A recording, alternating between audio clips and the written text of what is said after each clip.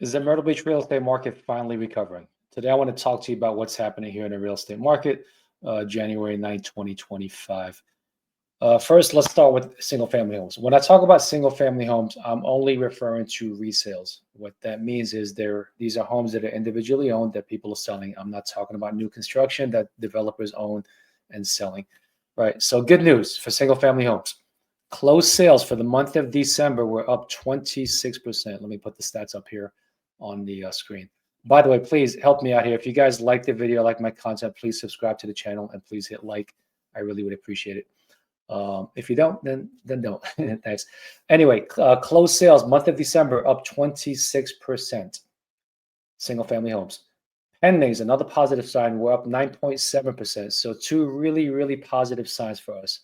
The month supply of inventory, which is also considered the absorption rate. That means that the number of homes on the market for sale, how many of them are actually under contract with buyers, that's called absorption rate, down to a 4-month supply. Okay, that's a big deal because last month it was 4.6 months supply. It's been increasing for the last couple of years. This is the first time we actually had a month where it went down.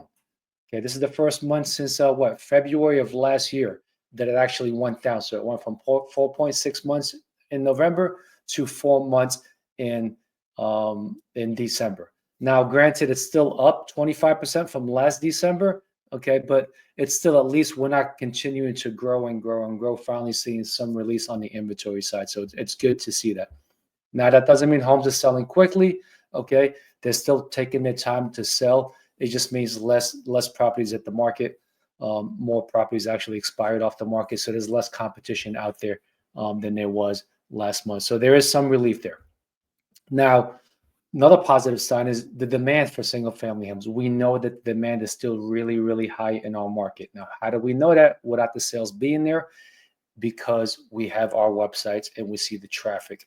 We've got in our company, we've got about 12 or 13 different websites that we monitor that are our own, that we generate leads with, and we can see the traffic. We can see the buyer flow. We can see what they're looking at. We've had conversations with these people. We get buyer leads every single day. So we know that the demand is there. The web traffic is there. They're just not pulling the trigger. So they're hesitant to pull the trigger. And the biggest reason still is affordability. Home prices haven't really come down. Interest rates haven't come down. So the affordability factor is still there. So we have a lot of people just waiting, this pent-up demand, waiting to purchase. Now, looking forward to 2025, almost every single forecaster out there is predicting home prices to go up. This is a national level, not a local level, which local level I agree with as well. So anywhere from 2% all the way as high, I've seen one estimate, 10.8% by the Apollo Group. Okay, these are people that know what they're doing. This is like the Trulia, the Zillows, the Realtors.com, the NAR. These are people that know what they're doing in the industry, and almost everybody is predicting home prices to go up this year. I haven't seen a single well-known company or person predict home prices to go down. Now, yes, you'll see some talk on the internet from some bozos out there saying the market's going to crash, blah, blah, blah. There's nothing out there that's showing that right now. Something really drastic would have to happen in the economy to bring down home prices right now, because everything is based on supply and demand. It looks like we're going to see some increases this year in home values. Now, what that means for you as a buyer, don't wait. Stop waiting. I know interest rates aren't exactly what you want it to be, but don't even think about the interest rate. Look at what your payment's going to be. Okay, look at your payment. If you find a home that you love, look at the payment. If it's affordable and you can get by making that payment for the next 2 years till rates come down, then jump on it. Okay, because all these homes are going to do keep going up in prices. It makes it that much more difficult for you to get. If you're a seller looking to sell, it really depends on your scenario and what your home is or where your home is. So if there's a lot of competition for your home, there's no urgency. You can wait, right? It's not a ticking time bomb. Prices are probably going to go up. Right? If you're in an area where there's not a lot of competition and we can get you top dollar right now, then you could pull a trigger. But in either case, call me. We could talk about what it looks like out there for you as far as competition and whether this makes sense or not. So that's the numbers on the single family home. Let's look at the condos real quick. Condos, closed number of sales down 2.6% in the month of December compared to last year.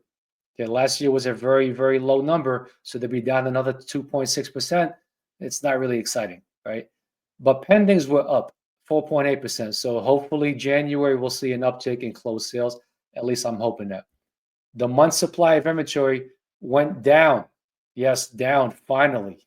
Thank God. 6.6 month supply of inventory for condos, down from 7.2 in November. This is the first decline since March of 2023. So almost 2 years that it's been going up and up and up. And finally, we see a little bit of a break, a little bit of relief, and it came down some.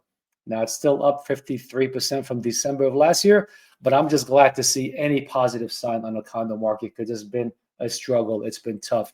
To give you an idea of how tough it's been, if you look at the oceanfront condos out there right now, I think there's about 1,300 of them out there on the market.